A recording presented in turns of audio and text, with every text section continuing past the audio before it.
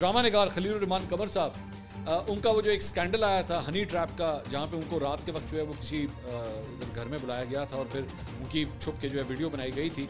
बाद में उनको वहाँ से अगवा किया गया था, तावान का सारा इशू था। तो वो केस जो है उसका फैसला सामने आ गया है और अदालत ने मुलजिमा आमना उरूज, ममनून हैदर और जीशान को 7 साल कैद की जो है वो सज़ा सुनाई है।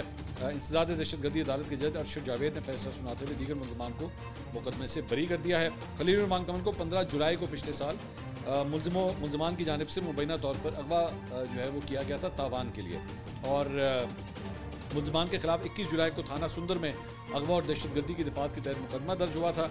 और अगस्त 2024 में इंसदाद दहशतगर्दी अदालत में इन 11 मुलजमान का ट्रायल जो है वो शुरू हुआ और 17 गवाहान जो है वो इसके अंदर पेश हुए थे, और जिनमें खलीलुर रहमान कमर के दोस्त, पुलिस और बैंक का अमला जो है वो भी शामिल था।